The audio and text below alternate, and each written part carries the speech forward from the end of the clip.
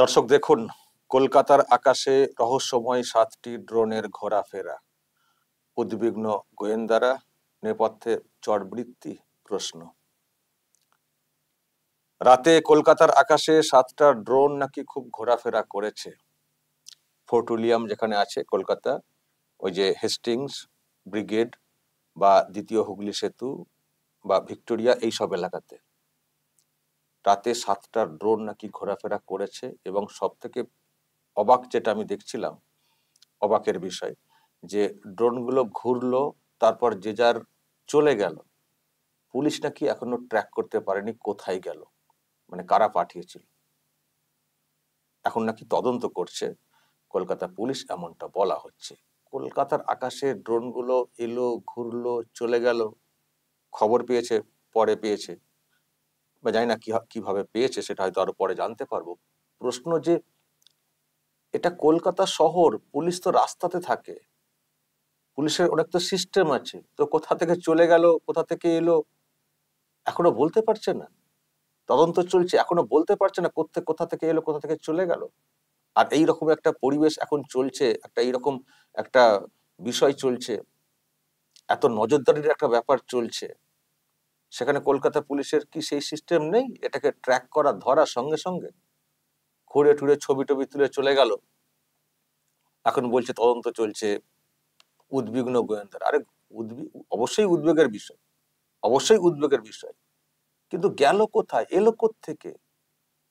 5টা নাকি পাক সার্কাসের দিকে চলে গেছে, আর 2টো নাকি উত্তর কলকাতার দিকে চলে গেছে, এরকম বলা হচ্ছে।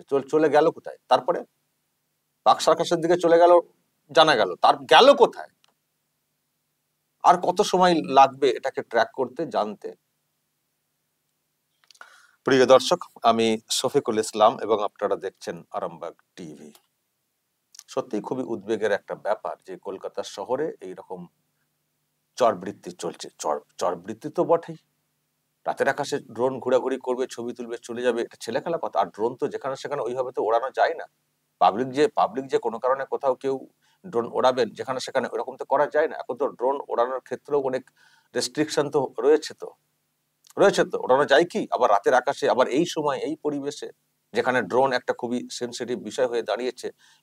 মানে ইন্ডিয়া পাকিস্তান এই যে একটা এরকম পরিস্থিতি তৈরি হয়েছিল, সেই ক্ষেত্রে পাকিস্তান তো ঝাঁকে ঝাঁকে ড্রোন পাঠাচ্ছিল, সেগুলোকে তো সব নষ্ট করতো ভারতের এয়ার ডিফেন্স গুলি করে নানান ভাবে। খুব সেন্সিটিভ বিষয়। পাশের একটা দেশ রয়েছে বাংলাদেশ, ও তো এক টাইপের মানে এক ধরনের পাকিস্তান, মানে ওটাও একটা পাকিস্তানি হয়ে গেছে এই মুহূর্তে। ওখানকার শাসক যেভাবে দেশকে চালানোর চেষ্টা করছে, বা একটা অংশ যেভাবে পাকিস্তানকে সাপোর্ট করছে, তো ফলে এই বাংলাও মানে খুবই কড়া একটা নজরদারির মধ্যে আছে, রাখতে হবেই। এই বাংলা তো একটা কাশ্মীর টাইপের হয়ে গেছে না? কাশ্মীরে যেমন নজর রাখতে হচ্ছে পাকিস্তানের জন্য, আর এই বাংলাও তো আর একটা কাশ্মীর। আর সেটা আরো হয়ে গেছে এখানকার শাসকের যে অবস্থান, সেই জন্য খুব সেন্সিটিভ হয়ে গেছে। অবাধ যাতায়াত ওখান থেকে চোরাপথে আমরা দেখতে পাচ্ছি। কত লোকজনকে ভিন রাজ্যে ধরা হচ্ছে, যাদের বক্তব্য যে আমরা এই বাংলার বর্ডার দিয়ে ঢুকেছি। ফলে বাংলাদেশটার দিকটাও আমাদের খুব নজর রাখতে হচ্ছে। খুব সেন্সিটিভ একটা দেশ হয়ে গেছে এই মুহূর্তে। ফলে ওই দিক থেকে কিছু এলে আসতে পারে, কারণ ওটাকে ইউজ করতে পারে পাকিস্তান, ওটাকে ইউজ করতে পারে পাকিস্তান।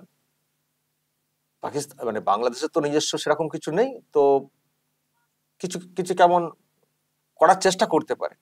ফলে অবশ্যই নজরদারি রাখা মানে করা হচ্ছে বাংলাদেশের দিকেও। তো সেই জায়গাতেই কথাটা বলছি যে যখন এই রাজ্যটা খুব সেন্সিটিভ একটা জোন হয়ে গেছে এই মুহূর্তে, মানে কাশ্মীর পাকিস্তানের পাশে, আর এই পশ্চিমবঙ্গটাও পাকিস্তানের পাশে এই মুহূর্তে, কারণ বাংলাদেশ এখন পূর্ব পাকিস্তান কার্যত। তো সেখানে কলকাতা পুলিশ বা তারা মানে এইরকম রহস্যের মধ্যে রয়েছে। শুনছি নাকি রহস্যের উদ্ঘাটন করতে বিরাট চেষ্টা চালাচ্ছে কলকাতা পুলিশ। এটার রহস্যের উদ্ঘাটন করতে এত সময় লাগবে, জানাই যাবে না কারা পাঠিয়েছে, কোথায় চলে গেল, কোথায় গিয়ে নামলো, কোথা থেকে উঠলো। এত নজরদারি, খুব নাকি সেফ জোন হচ্ছে কলকাতা শহর, সব থেকে সেফেস্ট সিটি ইন ইন্ডিয়া এটা বলা হয়ে থাকে। সেখানে ড্রোন এলো, ছবি তুললো, চলে গেল, খুঁজে পাওয়া গেল না। আর কতক্ষণ আমি জানি না কি হবে, আবার আমরা নজর নিশ্চয় রাখবো। পরে নিশ্চয়ই প্রেস মিট করবে কলকাতা পুলিশ, এই করেছে সেই করেছে। প্রশ্ন হচ্ছে এত দেরিটা কিসের? যদি কিছু করার থাকতো এতক্ষণ তো সব হামলা করে দিতে চলে যেত। এতক্ষণ তো কিছু আরো যদি অন্য কোনো প্ল্যান থাকে কারো, তো যা সহজে এলো গেল, ছবি তুললো, বেরিয়ে চলে গেল, শুধুই তো ছবি তুলে চলে যাওয়া, যদি কোনো আরো অন্য কিছু করতে পারতো তো আরো অনেক কিছু করতে পারতো। তো প্রশ্ন এটাই যে নজরদারিটা কলকাতা পুলিশের কোথায়? এটা ওই মিডিয়ার খবরটা রাতের আকাশে দেখা গেছে, এটাই জানতে পারাটা, এটাই মানে মিডিয়ার নজরদারি, এটা জানতে পারাটা কতক্ষণ লাগবে জানতে? তাহলে কি নজরদারি চলছে? সেজন্যই বলছি খুব একটা সেফ না এই পুলিশের ক্ষেত্রে।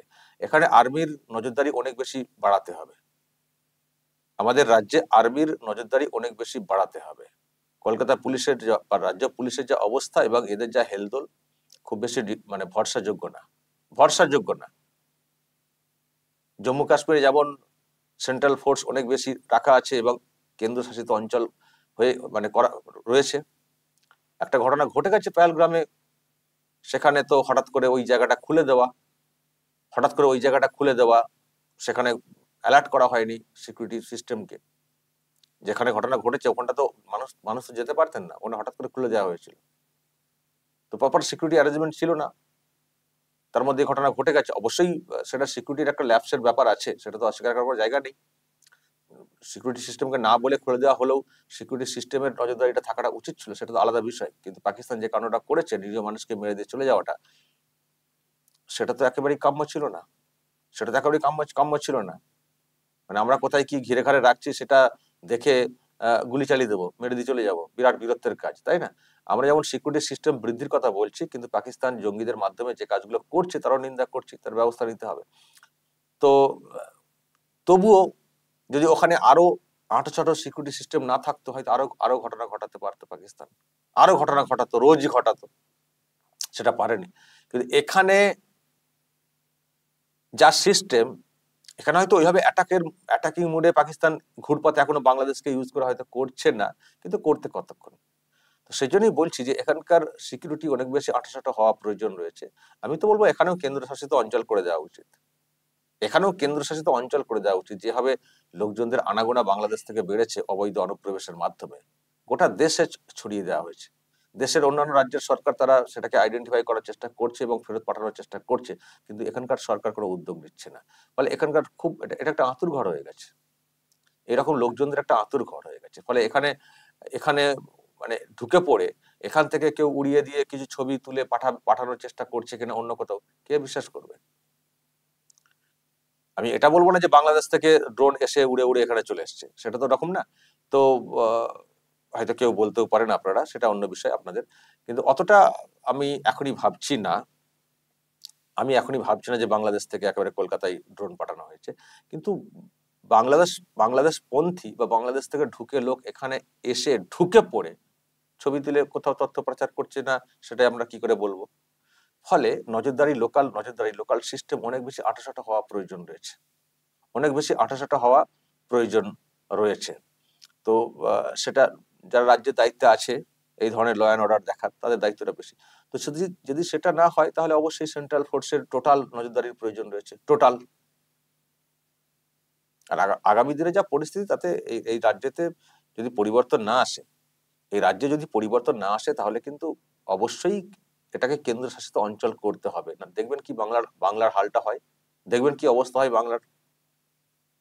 শাসকের সদিচ্ছার না থাকলে বা শাসকের মন মানসিকতা পরিবর্তন না হলে এই বাংলার হাল কাশ্মীরের থেকেও খারাপ হবে। কি কাশ্মীরে দেখছেন, কাশ্মীরের থেকেও খারাপ হবে।